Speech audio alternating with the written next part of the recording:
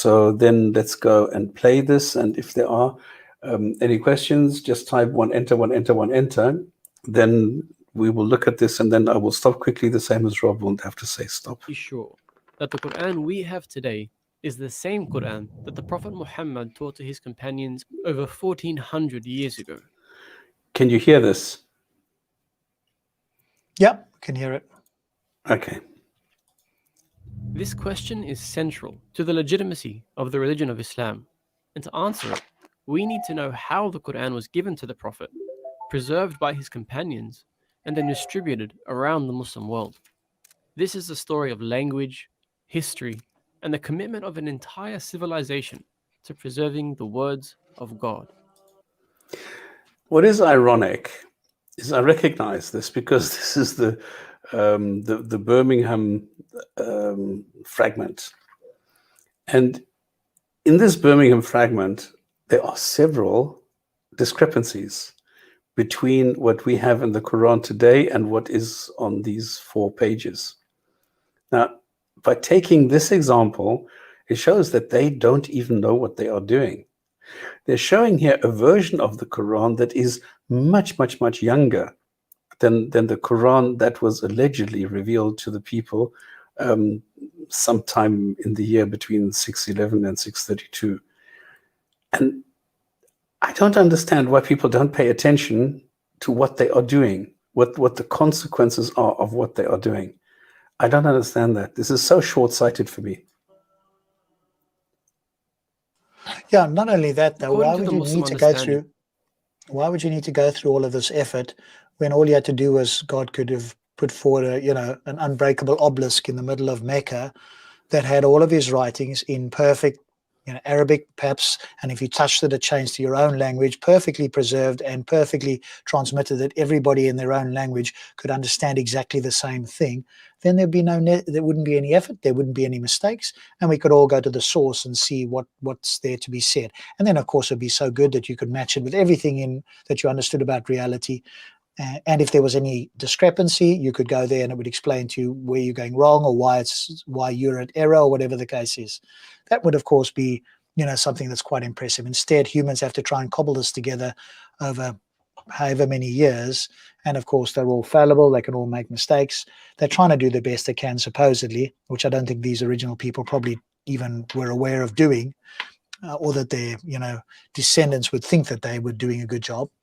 But it's so trivially easy that it wouldn't put this quote-unquote test onto man, which inevitably, the man can't pass with perfect clarity anyway. Yeah. According to the Muslim understanding, the Quran was revealed to the Prophet Muhammad over 23 years, from the age of 40 to his death at the age of 63. Over those 23 years, he received the revelation from God in a number of ways. Most commonly, it was spoken to him directly by the angel Gabriel. Okay, Birmingham manuscript is different to what Quran you said. What? Birmingham manuscript is different to what Quran? Yes. This is the fact. You sad liar. Huh? I'm telling the truth. This is exactly what the case is. The Birmingham manuscript has 4 mistakes in it that is different from what we find in today's version of the Hafs Quran.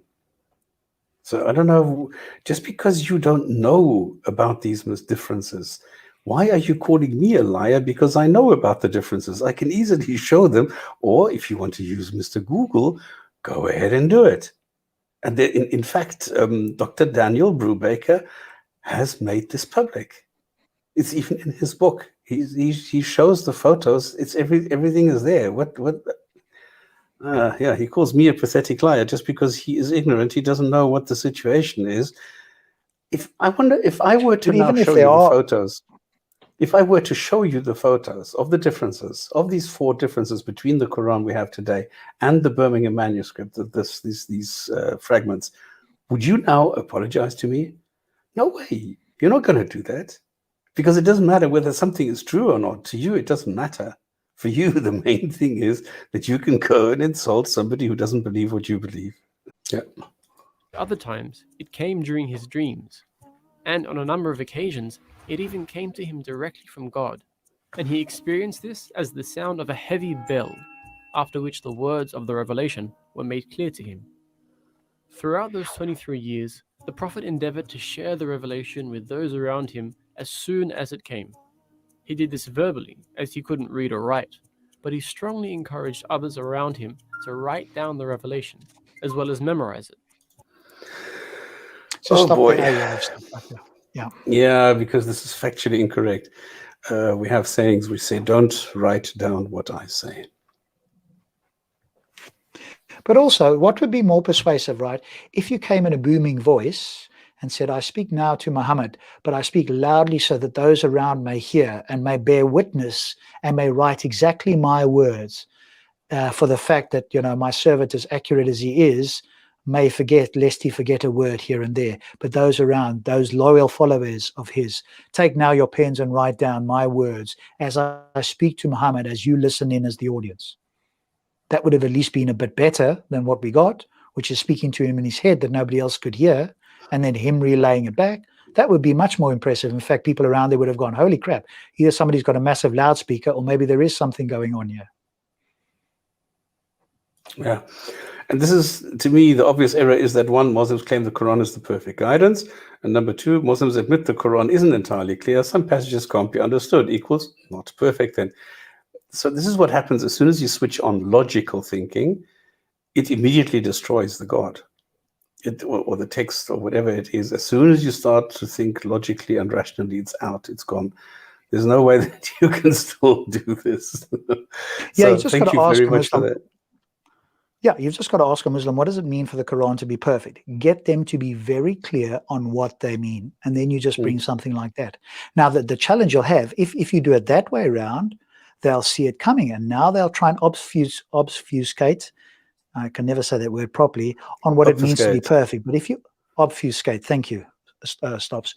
But if you say, hey, can you tell me what it means for the Quran to be perfect? Give me some substance. What would that mean substantially? Compare it to other books. What does it mean for it to be perfect, right? They might say rhyme, rhythm, etc. And you go, well, hang on, what about the message? Because it could sound nice. It could be in a particular number of words, whatever the case is. But isn't really the message the most important? Because if it said, gobbledygook or gibberish, but it said it in 10 words or it sounded good to the ear, would that be in any way impressive to those who care about what is supposed to be a message? The message obviously needs to be transmitted or communicated in a way that people understand. So ask what it means to be perfect first, and then you can, critique afterwards, because they need to do it without kind of a bias. Now, they might have a bias already, but at least if you do it off clean, then, you're going to get perhaps the cleanest, most potentially honest answer you can get. And then you bring the critique. If you do it the other way around, then they're wise to it. And now they're going to jump around on what they mean by perfect, right? Whereas they wouldn't otherwise do it. This was the basis of how Muslims believed the Quran became preserved, not purely through written or oral means, but with both strengthening the other. The companions around him constantly strove to memorize these verses, with many eventually memorizing the entire book. And they simultaneously wrote them down on whatever materials they had around them, from parchment to bone to wood and stone. Over time, at least 65 So stop it there quickly. function as... Did he say the companions around him? I thought he said that, because obviously they wouldn't have memorized the whole Quran because it wasn't done until after he died. So, I suppose he could just say, well, what I meant was the companions around him after he's died, because they wouldn't have memorized the entire Quran before he died because it wasn't fully revealed yet. So maybe that's just a small point that he would have to, change what he's saying there. But they memorized what they received from him, which again would have been a lot better if they heard it directly from God and God was simply speaking to Muhammad and they were, ear witnesses, like an audience listening in. That would have been more impressive than the way it was done, which is him telling them what supposedly he heard in his head. And presumably, Stops, and you'll know better than me, there probably were people around at the time when he received these revelations, but nobody else ever heard anything. So it was all in his head, which he then supposedly, dictated off to people.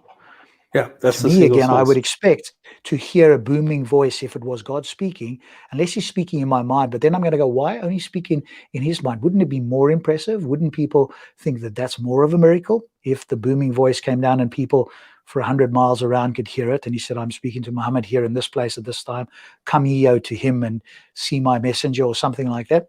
That would have been impressive. Now you get these accounts from people that no clue who this guy was. They heard this huge booming voice all together on one night, and they were all told to go in one place. I began, okay, that's unusual. How did that happen 100 miles away? And it all heard at the same time, right? You get these people from all over, coming from northeast, west, south, coming and converging on, let's say, Mecca or wherever, Medina, wherever it is, right? And we were told, we heard this voice, and we said this, and he said it in our own language. And we've come to seek this person. And he told us exactly who this person was and exactly where to find him. And we found him there. That would have been... The other thing I want to point out is that a lot of people find this impressive if there's a long list of names. But why would you put there Abu Bakr as-Siddiq? What is the significance of putting Abu Hanifa, Abu Sufyan? Why would you put like meaningless names, a list of names, and then say, well, they all wrote it down? Well, where is what they wrote down? Where is this text? It doesn't exist. So what you have is you have somebody who says, well, Abu Bakr as-Siddiq existed. We don't know why or how, but there's no evidence for this. He said, well, he existed and he did so-and-so, and he wrote this down, and he did this. What is the point of this if there is nothing, absolutely nothing, zero, that you can provide that will substantiate any one of these claims? This is the same. Christians do the same thing. I'm always amazed how people will come to me and say, yeah, there were 500 witnesses who saw Jesus as he ascended. I said, what are you talking about? Well, it says in the Bible, 500 people saw him. Well, this means that one person is saying 500 people saw it. Where are the accounts of those 500 people who saw this? They don't exist. So why should I believe if one guy tells me that 500 people saw it, that these 500 people actually did see it, when there is no indication that they did? The same thing we have here. We have a whole long list. I cannot check that any one of these did actually write something down. I cannot even verify that these people existed. So what's the point? The scribes for the Prophet, who eventually established a school in Medina dedicated to teaching 900 of his companions to read and write. However, the dialect of the Qurayshi tribe that the Prophet spoke in wasn't the only dialect of the Arabian Peninsula. And as the religion was adopted by a growing number of tribes, they began to struggle with understanding the Quran. How is that possible? How is that possible? If you have one language in the Quran, which is supposed to be pure Arabic, and then you tell me that a God brings down a Quran in one dialect, without going into the standard version of the language, which didn't even exist at that time. And then you say, well, this God didn't really know all these dialects, so the people didn't understand them. So the God, now get this, the God has to adjust to the dialects of the people. So he has to bring different versions of the Quran to go and accommodate the people and their dialects. Instead of teaching the people Arabic and having one language that they can then read and understand the Quran, he has to go and change his book to match the dialects of the different people. Come on, guys, pull the other one. What are you talking about? Yeah, we wouldn't expect that, right? We just wouldn't expect. There isn't an expectation that the message is sending down, even to the people around you, right? To the people around you, that's where the expectation would be the highest, because those are people that all speak a similar language. Maybe it's like speaking a bit of, Queen's English down in London, and the northern version of the tongue up in the UK, which is a very small island where, the difference in dialect is quite tall. They all still speak English, but the pronunciation of the words is different in, 100 miles away, but you can still get a very good idea of that. But they're all, hopefully they're all taught to read the same English. The fact that they then go off to slang, is just part of their culture of whatever part of the UK they come from. But again, what would we expect, right? This message to be sent out to the entire world. Again, why would you need messengers? Just send obelisks out around the world that are there from the beginning of Abraham, let's say. Of course, he wasn't the first man or whatever, or even close to the first human, but let's assume that's roughly 6,000 years ago. Then you'd expect to see these black obelisks all over the show. That's what I would expect, because now the message is in a central location. It's untarnished, untouched, unbreakable, and can be understood by all the tribes in their own dialect, and it all says the same thing. That What would is be funny- impressive. That would be evidence in favor, right? Instead, what do we get? The exact opposite. What we would expect. Some people making stuff up, and then different people around the world making their own stuff up. And if you cherry pick enough, if you squint your eyes enough, you'll find some similarities, and you can hone in on the cherry pick things. But if you look at it wider, if you look at it more generally, more broadly, you find that they all disagree with each other. So you have to squint in and find one or two things and go, they all talk about some sort of God. And by God, I just mean some generic thing that's not human. And then I can pat myself on the back. Well, why did you make it as broad as possible so that it can incorporate your very low standards, when we, again, can expect to have a much higher standard that mentioned Muhammad as the last prophet. And even if the tribes didn't know, they would know where to find this person. And in time, because God knows all things, we would all come to find these obelisks, and they all point towards Mecca. They'll all talk about this last messenger. That would be impressive. Now you would have me seriously considering that something more than human is going on here. To overcome this, the Prophet was given permission to teach the Quran in 7 of the main dialects in the region. How can one guy speak 7 different dialects, and can you please show me these 7 different Qurans? Because a dialect has a different spelling, has a different way of saying things, and a different way of writing these things. Can you show me these 7 Qurans? You can't. So these are just, unfounded claims. Region, allowing the message to be understood more widely. But these dialects didn't really affect the written records. I don't like, it makes me so mad. It makes me so mad to hear this nonsense where he says the people couldn't understand the dialect because it was all, couldn't understand the Quran because it wasn't in their dialect. And then, did they issue the Quran in different dialects or not? Well, no, because people say there is only one Quran. So, what? This does not make sense that they are contradicting themselves within seconds. As they were only different when the Quran was actually vocalized. So this was the state of the Quran at the death of the Prophet. Hundreds of companions who had memorized the complete Quran in 7 official dialects, all of which were considered valid ways of reciting the Quran, as well as an incredible amount of written records that were held by the Prophet's companions throughout Medina. Where's and the beyond. evidence that you had that people had fully memorized the Quran at the time that Muhammad died in 7 different dialects? We'll wait Placing of each forever. Carry on, Stops. verse within each chapter had been established by the Prophet before he died.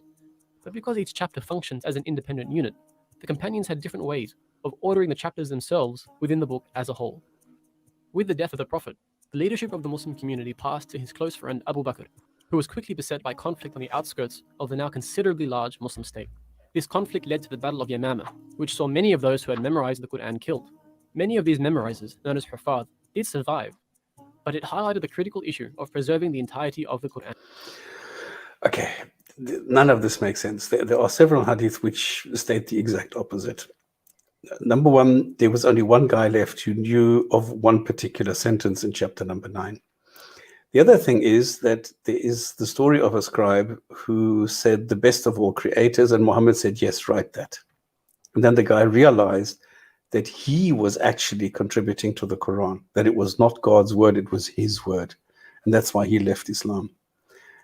And we have the hadith, we have authentic, we have Sahih Bukhari, Sahih Muslim hadith, which say exactly this.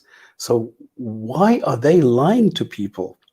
Why are they taking one particular version where we know another version saying the opposite exists? This, in my eyes, is silly. Then they're saying a God is incapable, and this is another contradiction, because they said the God revealed it over 23 years in exactly the way it was supposed to be recited later. So it was not sent down chronologically, but there was a sentence in chapter 60 which was transmitted, and Muhammad knew exactly that this was in chapter number 60, and then there was a sentence from chapter number 2, so he knew this one, and this was exactly how it was revealed, so that Muhammad knew this. And here now they are saying, no, that's not the case. Everything is different. People rearranged it later on. So which version do you trust? If you guys, your standard Islamic narrative changes with the weather, with the I don't know, with the air pressure or something. It changes constantly what you are saying. which was in danger if all of them were killed. Abu Bakr decided to appoint Zayd ibn Thabit to compile all of the written verses of the Quran into one collection, using only those verses which had been written in the presence of the Prophet himself. These manuscripts would then be verified by those who had memorized the entire Quran at the hands of the Prophet. This was where the important concept of tawatur, or multiply attested sources, came into play. In order to be 100% sure that a verse of the Quran was in fact a verse of the Quran, it needed to have multiple independent chains of transmission from different memorizers of the Quran. In this way, any verse that came to Zayd could be corroborated through both written and oral means, essentially guaranteeing that every single verse put in the final book was conveyed by the Prophet. Once this had been completed by Zayd, he penned the completed text, which became known as the Suhuf, and gave it to Abu Bakr. This was now the official text of the Quran. With the death of Abu Bakr, it was given first to Umar, and then to Hafsa, the widow of the Prophet, when Umar passed away. Throughout this time, the religion had spread incredibly rapidly, now reaching from Libya in the west to Khurasan in the east. With this influx of non-Arabs who had embraced Stop it Islam, there a sec. Yeah, he glosses over how it, quote, spread so quickly, doesn't he? Notice he doesn't tell you that it was offensive warfare, subjugating people left, right, and center. It's just spread as if it just floated over like it was leaves of trees or something, and they just, walked in and people embraced them and said, come and join us. By all means, subjugate us. We'd love to live under your rule because you guys are so amazing. They don't tell you about that, do they? So they make it sound as if it's just like they were just wandering around and just happened to, wander into all these areas. Well, didn't we have this last week or the week before, where the claim was they liberated Mecca? No, it was a military offensive. What are you talking about? You see this a lot. We went and liberated Egypt. No, the stories that you get from out of Egypt, and these are written records where people complain about the brutality of the Muslims and how they were bleeding everything dry and they destroyed places just to find a bit of treasure. I mean, how Muhammad went and burnt a fire, it lit a fire on the chest of a guy just to get some information from him where he hid the gold. That is what Muhammad did. He was a really bad guy, Stops. That's what you do to really bad people, isn't it? The 7 official dialects began to cause some issues. Variant readings are beginning to crop up, and in order to stamp out the issue, the then Caliph Uthman. You see, they're contradicting it. I don't understand. They say it's preserved, it's protected. Allah is watching over it, that nothing can change. You cannot change the word of God. It's impossible to do anything. And then he says, well, it was changed. Different versions cropped up. How is this possible with what you said just a few minutes ago? It is the opposite of what you said. How can that work? Yeah, especially if you've got all these recitation people floating about, and you've got this codified book now. Of course, he never said, if you look back in the video, it also talked about how the companions just put them into different order. Presumably, a Muslim is going to come along and say, well, hey, these recitation people knew what the correct order was. Well, how did they know that? Because it wasn't done in the correct order. So all they would have been reciting was the order in which they received it, which is not the order that the Quran was ultimately put into at the end. We can't establish that anyway. So how do you know what order it is? But like you say, if these people were around, then surely this wouldn't have happened, right? Because they lean so heavily on this oral tradition. Now, they're probably going to come back and say, well, hey, these were people that went off on their own. They didn't have a recitation. Well, if they went off on their own, presumably they had a book. And if they didn't have a book, well, then it was obvious that at some point it's going to go wrong unless they had a recitator type person with them.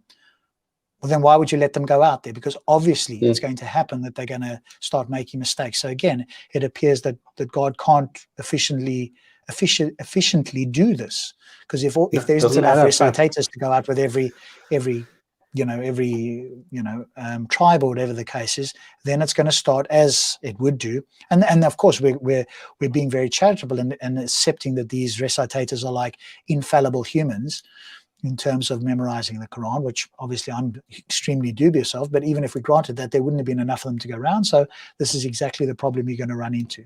But it wouldn't be a problem if they all had a copy of the Quran, right? That had somehow been perfectly preserved. But of course they didn't. Otherwise, how would this happen?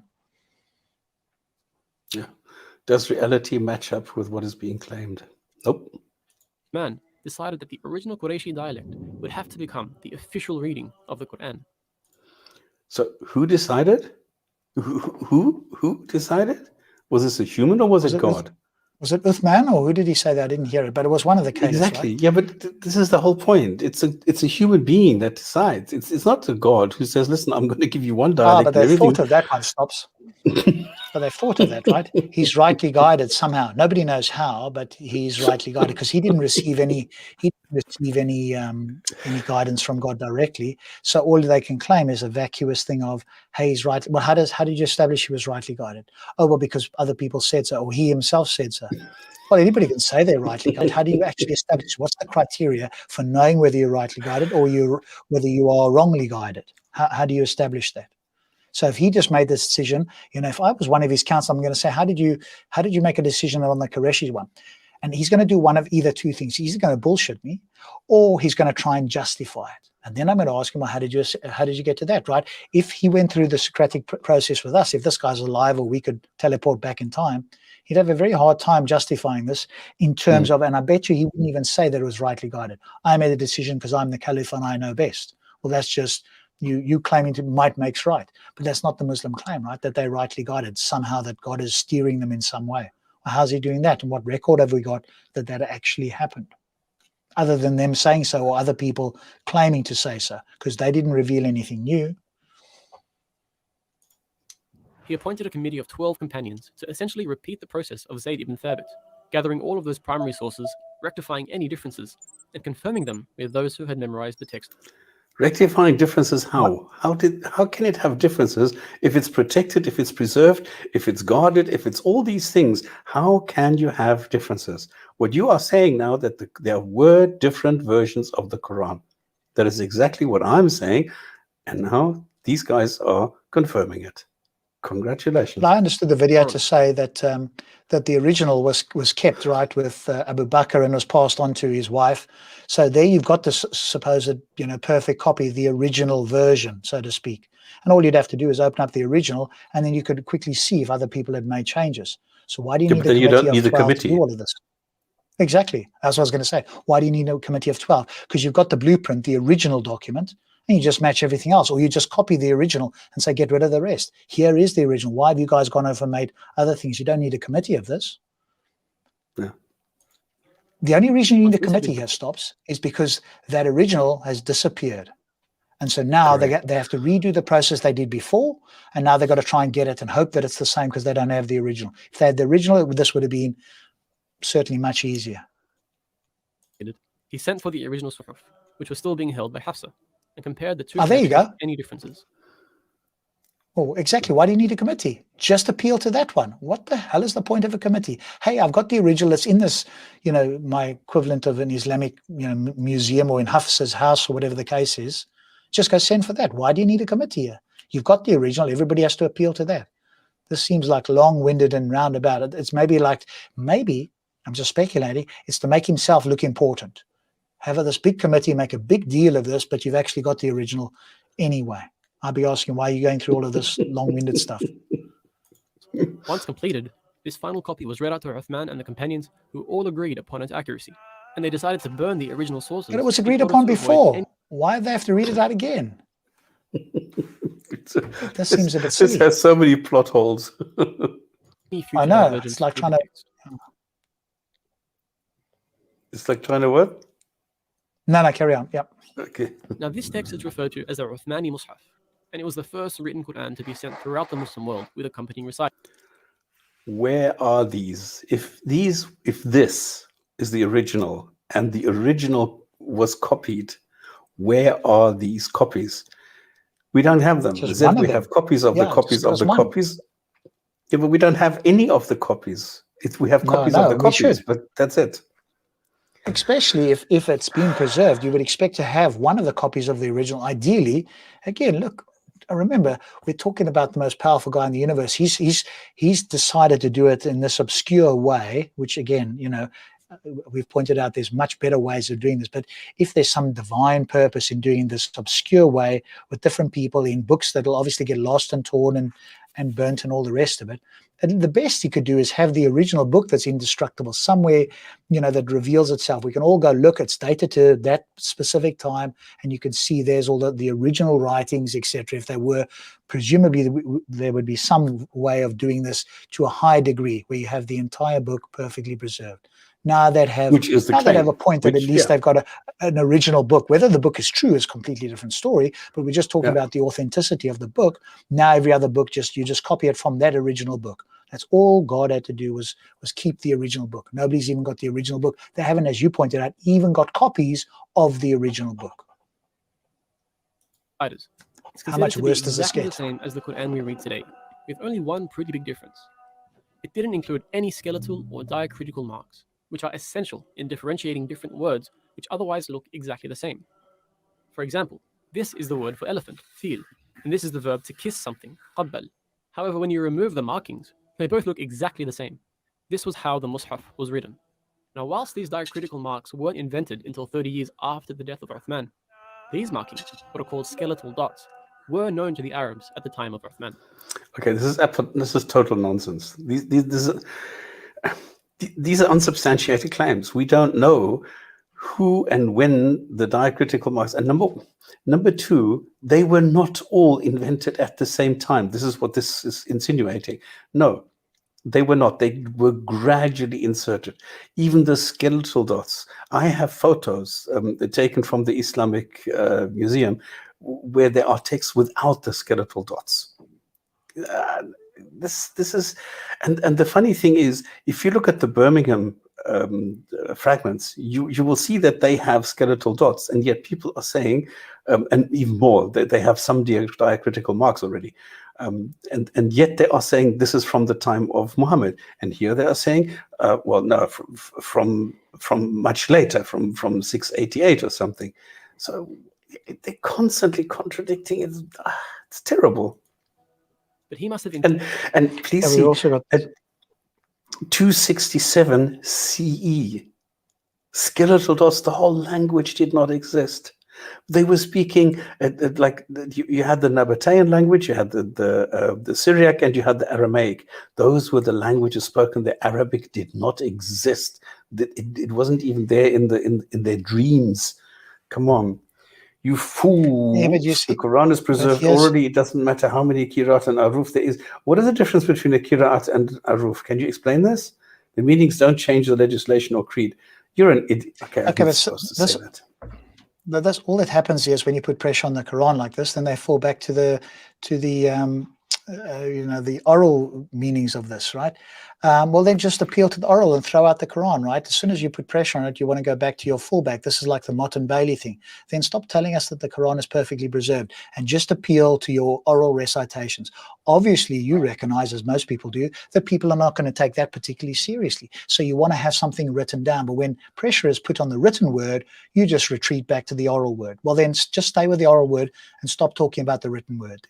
At least then all we have to do is put pressure on the oral version. We don't have to worry about the written word anymore. See what happens when it starts to crumble? They just want to retreat back all the time until they can't retreat any further. Intentionally decided not to include them in his original Mus'haf. Now what? Okay, here you can see, this is again the Birmingham fragment, and you can see not only does it have marks, like in between the chapters, there are markings, there are individual dots over the lines, there are all sorts of markings here already which did not exist. If you look at the Hijazi script, for example, even the Kufic one doesn't have this. Here you already have them. And then, of course, what Dr. Dan Brubaker has shown, all the insertions, all the modifications, the updates, everything that happened to this text, this Birmingham manuscript has been updated, has been changed, modified, and you can see this. And yet, I don't know why they refuse to acknowledge this. It even looks crossed out to me there. There's certain things that look crossed out and stuff there. Yeah. I can't see it clearly, but it looks like things have been crossed out or changed there in different colors as well. Yeah, I don't know. Can you see my look at this here? Yeah. This already looks different. What I was looking at. Yeah. We don't really know why. One possible reason was that he wanted to ensure that the Quran would always be taught and preserved through both written and oral methods. And that's where those official reciters who were sent out with copies of the Mus'haf came into play. Without these official teachers guiding them, students who studied the Quran wouldn't actually be able to read the text. But with both the written text. Why? It's supposed to be written in pure Arabic. And if the language already existed, then those people should be able to read the Quran. And an official reciter, the Quran was now completely standardized and able to be transmitted across the Muslim world. Over time, however, the usefulness of this approach began to diminish, and within the Caliphate of Uthman, these skeletal dots began to be. So if it was not useful, why do it in the first place? Shouldn't a God know that this is not going to be so useful? What are we talking about? This is a God, for crying out loud. Why are these guys making their God out to be an incompetent, bumbling idiot? This is a God. You need to treat it like a God and not like some fool. Be used in new copies of the Mus'haf, and this quickly became the standard for all personal copies of the Quran. So apart from the development of new calligraphy styles and publishing methods, every Quran from then until today has been exactly the same. And every Hafidh of the Quran has learned the exact same book by heart. That is a 1400-year mutawatir chain of people who learned the same book from their teachers. They love parroting and this, taught the don't same they? book to their students. They just And love we have parroting hundreds of it. versions. But here's the thing, Stops. Remember, because a lot of Muslims are taught what to think and not how to think. And the more you repeat something, the more the gullible brain will take it as fact. Right? Because if it sounds authoritative, if it's repeated in an authoritative way, and you don't have any way to check this, people will start to take it as a fact. You see this happening around the world. It's the psychology of the human brain. It's especially effective in cults and so forth, where the leaders and so forth keep telling them. In the beginning, people don't believe it. But eventually the critical faculties break down and they just start to accept it. They're either worn out or they don't have any way to recognize how to challenge it again. And so this whole claim that it's the same today, you'll hear the Muslims just repeat this as if they've all been in the same, sheep house, if you like, repeating the same thing over and over. And they'll repeat it proudly as if they know it to be the case. And all they've done is heard somebody else say it, who they think is authoritative. That person's heard the same, and so on. And then they come and tell the rest of us that we need to take this seriously. And then we take two Qurans, both in Arabic, we put them next to each other and show them differences. And then what?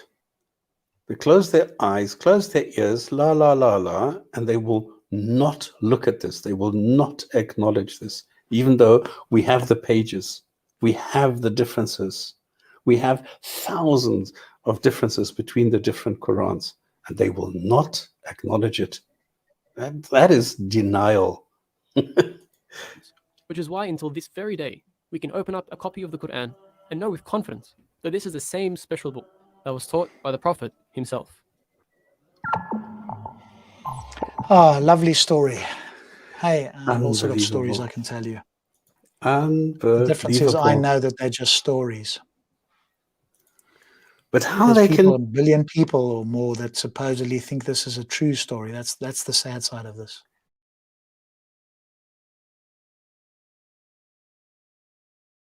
All right, guys, you've heard it now. This is a decision that we've taken because I was unsure, Rob was unsure. So we weren't sure on how to do it, but let's take a decision now. Then we're going to take a break. And if anybody has ideas, if somebody wants to do things, then let's get a pipeline going. Let's get some topics that we can do or something. We'll see what happens. All right, guys. Thank you very much. This was Gin and Tonic Show for Friday the 16th of July, and we'll see you 3rd of September, probably. See you then. Good night.